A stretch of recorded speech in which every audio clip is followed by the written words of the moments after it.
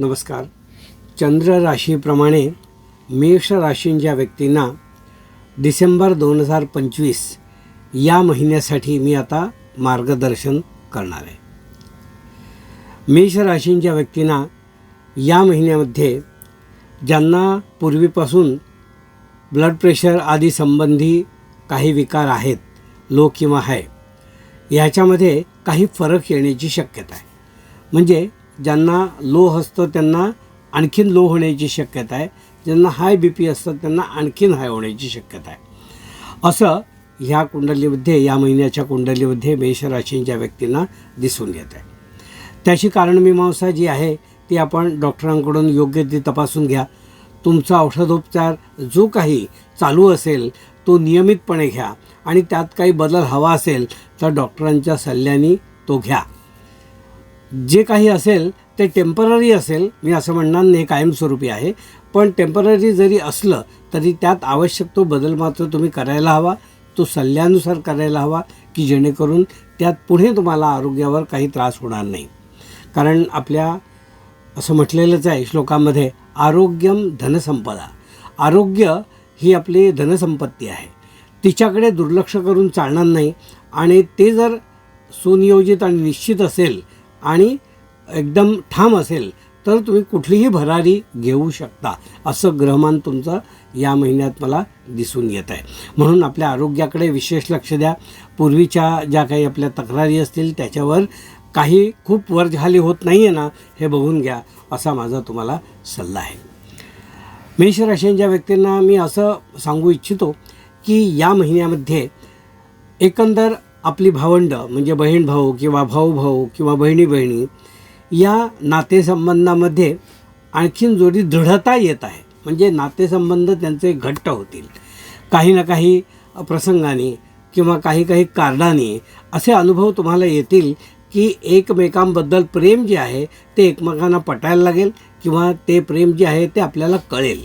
काही वेळेला असं असतं, आपली व्यक्ती आहे, आपलं भावंड आहे, पण आपण ते ग्रांटेड धरतो. पण त्यावेळेला असं असतं की ग्रँटेड जरी घेतलं आपण ते गृहीत धरून आपलं सगळं प्लॅनिंग करत राहतो, पण सगळं तसं कधी होत नाही. पण या महिन्यात मात्र तसा अनुभव येणार नाही. तुम्हाला मदतीच्या आवश्यकता भासण्या अगोदरच तुम्हाला मदत त्यांची प्राप्त होईल आणि असे तुमचे भावंडांचे संबंध आहेत ते दृढ होत जातील, असा मला खास विश्वास या ठिकाणी दिसून येतो आहे.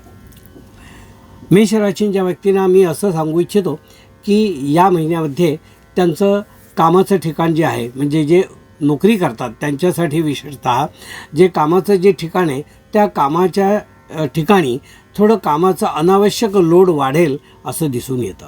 म्हणजे काही वेळेला नको असलेली कामं करायला लागतील, जे तुमची जबाबदारी नाही आहे त्या कामामध्ये सुद्धा तुम्हाला हातभार लावावा लागेल आणि तुमच्या सिनियरनी सांगितल्यानंतर ते तुम्हाला करावं लागेल, असं यामध्ये दिसून येते. त्यामध्ये आक्रस्ताळेपणा किंवा राग असं काही करू नका. जे आपल्याला शक्य आहे ते करा, जे नाही होणार ते नाही म्हणून सांगा.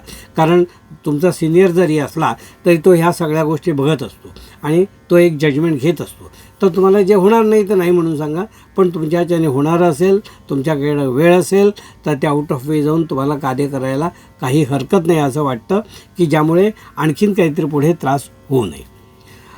जे नोकरदार असण्याव्यतिरिक्त ज्यांचे उद्योगधंदे आहेत किंवा स्वतःचे काही लघुउद्योग आहेत किंवा सेल्फ जे ऑपरेटेड असतात असे लोक जे आहेत त्यांना थोडी कामं त्यांची लांबणीवर गेलेली दिसून येतील.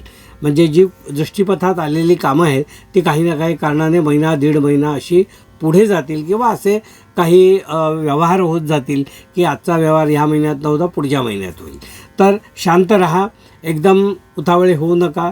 ते होणार नक्की आहे, पण तुम्हाला थोडंसं त्यामध्ये थोडासा धीर धरावा लागेल असं दिसतं आहे आणि त्याप्रमाणे तुम्ही तो धीर धरा, म्हणजे त्या गोष्टी वेळच्या वेळी निश्चितपणे होऊ शकतील. विशेषतः शिक्षण घेणारी जी मुलं आहेत किंवा शिक्षण क्षेत्रात जी मुलं काही अभ्यास करण्याच्या, उच्च अभ्यास किंवा मोठा अभ्यास, काही पोस्ट ग्रॅज्युएशन वगैरे करणारी जी मुलं आहेत त्यांनी थोडा आळस सोडण्याची गरज आहे. कारण आळसामुळे काही तुमच्या गोष्टी ज्या आहेत त्या तुमच्यापासून दूर होत आहेत किंवा तुम्हाला ते यश प्राप्त होत नाही आहे असं दिसून येतं. तर आळस सोडा असा सल्ला मी या ठिकाणी तुम्हाला देईन. अगदी लहान लहान मुलं जी आहेत त्यांनी चांगलं पाठांतर करावं, म्हणजे असा काही अनुभव तुम्हाला येणार नाही. कारण काही गोष्टी पाठांतरानेच सिद्ध होतात आणि त्यामुळेच मार्क मिळतात. तर जे पाठांतर शक्ती जी आहे ती तुमची वापरा, पूर्णपणे वापरा. आणि काही पाठांतरांनी ज्या काही गोष्टी होणार आहेत त्या आपण अवश्य करून आपलं यश जे आहे शिक्षणातलं ते मिळवा, असाच सल्ला मी विद्यार्थ्यांना या ठिकाणी देऊ इच्छितो. मेष राशींच्या व्यक्तींना मी असं सांगू इच्छितो की आपण आणि आपलं कुटुंब, या कुटुंबामध्ये जे काही घटक असतात त्या घटकामध्ये पती पत्नी, मुलं, आपली घरातली मोठी माणसं, असे जे काही मेंबर्स असतात, तर त्यामध्ये जरा पती पत्नींच्या संबंधामध्ये थोडंसं प्रगल्भता यायला हवी.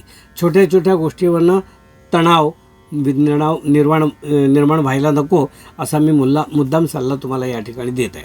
कारण असं दिसतं आहे की या मेषराशीच्या कुंडलीमध्ये पतीपत्नींमध्ये थोडासा विसंवाद किंवा मतभिन्नता असा काही कारणांनी निर्माण होईल.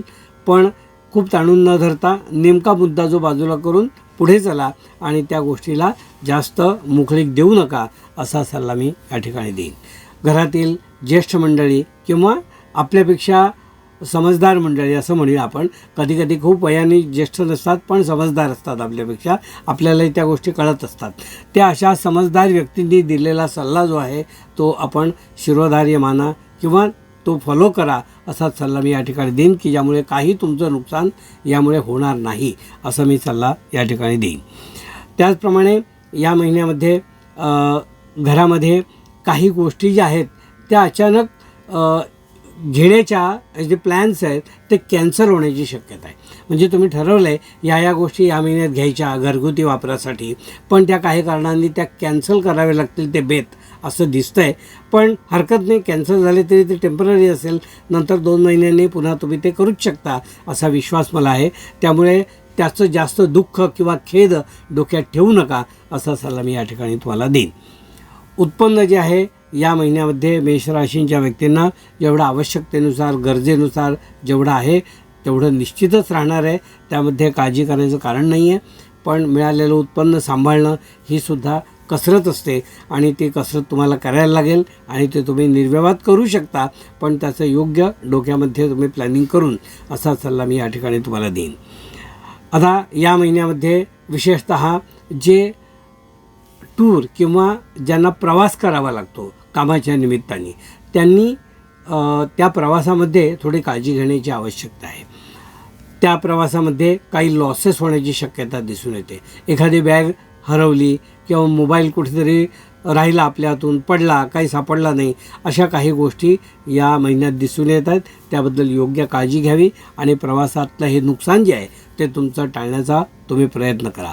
एकंदरीत मेषराशींच्या व्यक्तींना हा महिना चांगला आहे असं मी म्हणेन आणि त्यासाठी विशेष काही तुम्हाला टाळण्यासाठी काही करायला गरज आहे असं नाही आहे. फक्त शारीरिक बीपीवाल्यांनी जरा स्वतःला सांभाळावं आणि आपल्या त्या बीपी वाढणं किंवा कमी होणं यामध्ये लक्ष ठेवावं, एवढाच सल्ला मी पुन्हा या ठिकाणी देईन.